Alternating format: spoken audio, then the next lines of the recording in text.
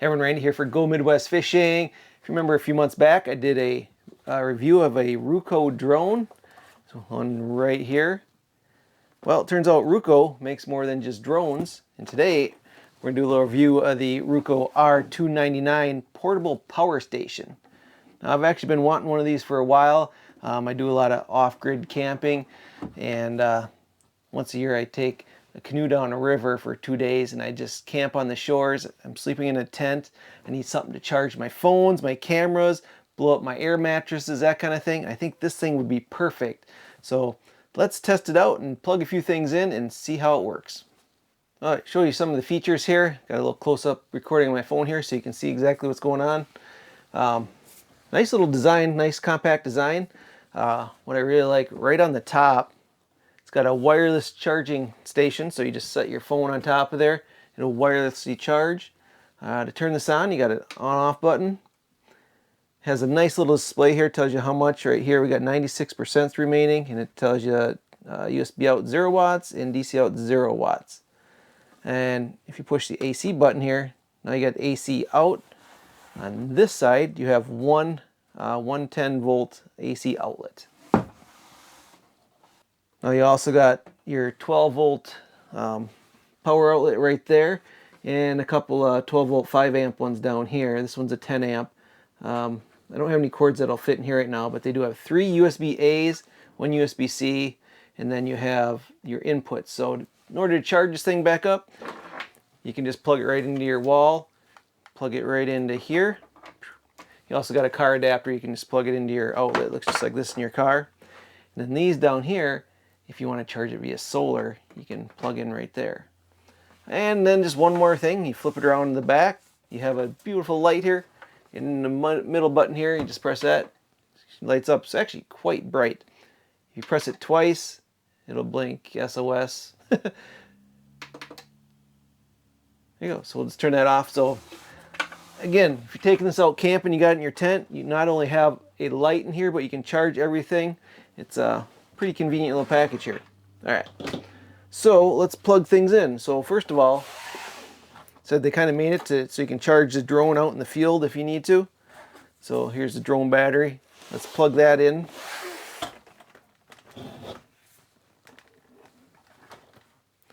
This has just a USB-C.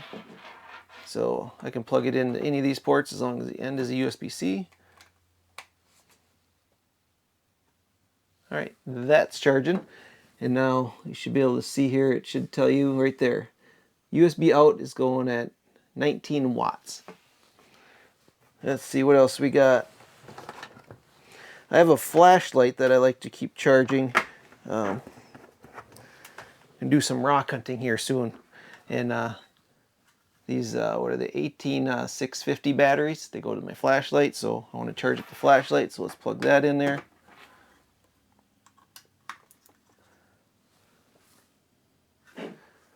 Now we're jumping up to USB out's 27 watts. What else? We got one more USB. Let's try this one here. Got a power bank. Hey, portable power bank.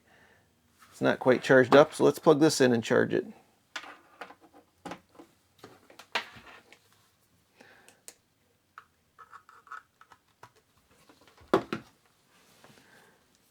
Alright, it's jumping up to 30 watts out. Now this can put out a total of 330 watts, and it's 288 amp hours. Alright, kid's got a tablet, we gotta charge that, you know, so let's plug that in. This will be in the USB-C out. There you go. That's plugged in. Alright, what are we up to now? Looks like 43 watts. Next I have my laptop, because I bring my laptop along. I need to download videos, I put them on here. This is completely dead, so let's just plug it in over here and on the AC outlet. Now that can take a lot of power. I just had it plugged in, it was like 118 watts it was putting out. There it is, 117 watts, 18 watts on the AC side, and the USB side 43 watts. I'm just looking at a couple of the specs here. The USB-A outlets, they're QC 3.0, so they can put out 18 watts per outlet. And then you got the one USB-C there, it's a PD 60. So that means it's can have power on it and provide up to 60 watts on that one. Wireless charger will put out 10 watts if you put your phone up top there. And the cigarette lighter, we told it is going to be 10 amps, and then the ones below it are going to be 5 amps. Now it's also important to note that the AC outlet on the side there, that's 110 volts at 60 hertz, and it's a pure sine wave. So it's a good sine wave. Sometimes those cheaper ones can get what they call dirty AC, and that can hurt your appliances, but this one has the pure sine. All right, now let's test it out. Say we're out camping, we want to blow up an air mattress. I got a little DC powered inflator here, and it says it uses 40 watts. It's going to get kind of loud here, but we can see the watts jump up there. All right, you ready for this?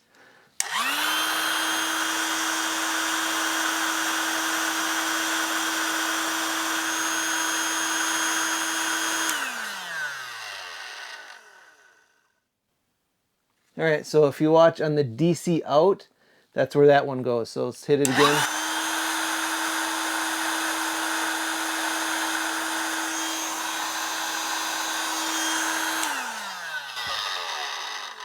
Yeah, it looks like 45 watts. This thing on the back says it uses 40 watts. And it appears it has no problem powering all this stuff. I could probably plug in way more because it can go up to 330 watts. And right now we're only about 95 watts coming out of it right now. So I want to show you something really cool. Let's go outside. I'm just out here enjoying the campsite.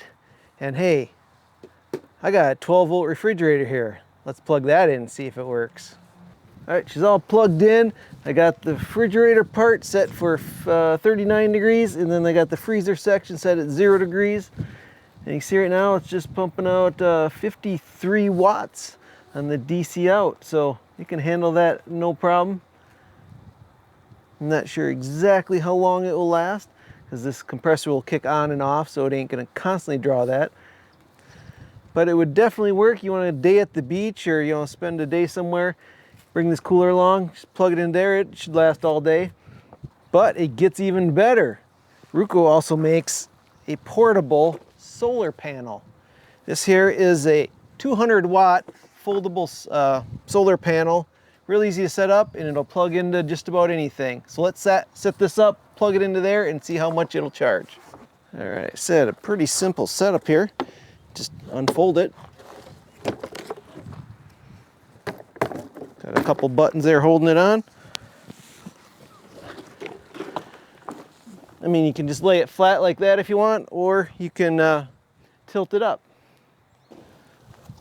If you look on the back side here, it's got some Velcro straps where you can set it up so it tilts. Let's see here.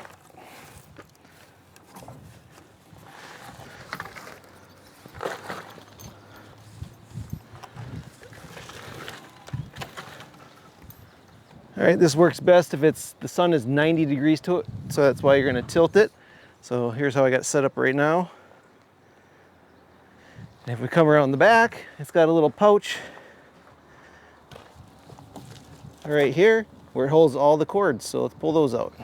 So now the end coming from the solar panel is just this yellow end and has a matching one on this cord. The cool thing is on the other end of this cord, you got 1, 2, 3, 4, 5 different hookups. So once you connect this in, you can connect it to just about anything. All right, we'll grab the end and get it close up there. That one there, just to the DC input. And we got a nice sunny day, so let's see what it does. I haven't done this yet. Curious what it'll put in. So if you look right here, it says power in. So that's coming in from the solar panel. DC out, it's what's going to the refrigerator. It was cloudy this morning, but it's getting sunnier. Still got a few passing clouds here, so right now we just got a cloud coming over. And you can see the power in just dropped to 0. So it is going to need some full sun to get the power out of this. See it going back up? Now it's going past the cloud. So it is a 200 watt panel. So let's see how much power we can get out of this. Now again, 200 watts is going to be the maximum power, so don't always expect to get that. But on a clear, sunny day with direct sunlight, you should get close to 200 watts out of it. So right now we're only getting 51 watts, but the refrigerator is only taking 35 watts. So not only are we powering the fridge, but we're also charging the power station at the same time. Yeah, it's crazy as the sun's going in and out. It really does jump around quite a bit. Another cool thing, these are flexible, so they can bend a little bit. It ain't gonna hurt them. All right, for one last test, let's say you're out here, you want to use some power tools. Let's see what it can handle. All right, first up, we're just gonna try a DeWalt heavy-duty hammer drill. And what does this even say? It say it takes 7.8 amps. All right, doesn't say a watt there. We'll see if it can handle this.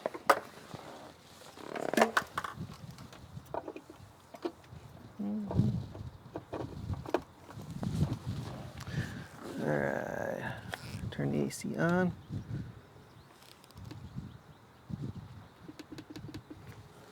Plug the solar.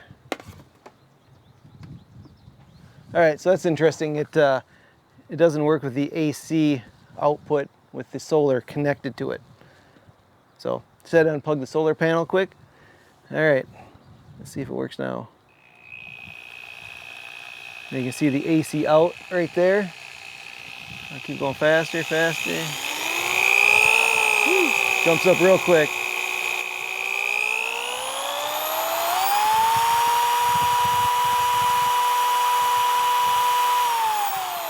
Well, it powers that, and that was just over 200 watts, it says.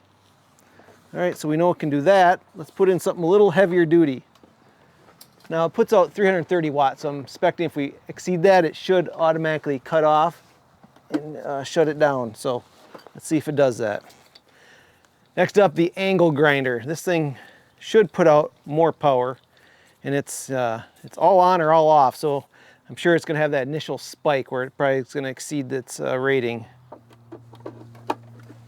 All right, let's see if she shuts her off.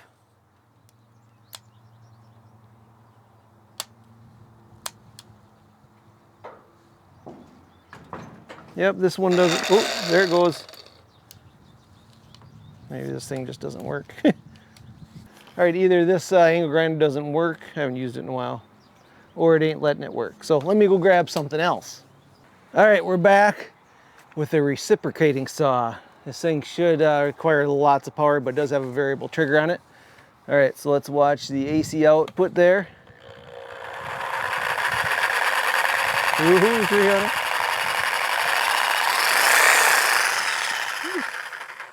Yep, she shut off. So it went over the 330 watts and then it kills it. I wonder if you have to push the button back. And then it works again, okay. Yep. Yep, you see I went up to 367 and then it shut off. So it does have protection on here. Use something too heavy like this thing, it will shut off, but it seemed to work on the drill just fine. All right, my overall impressions, I'm actually quite impressed with this. It's, you know, very small, pretty lightweight. It has tons of different features, and it really works well. I mean, short of running some heavy-duty power tools, it should be able to power whatever you need.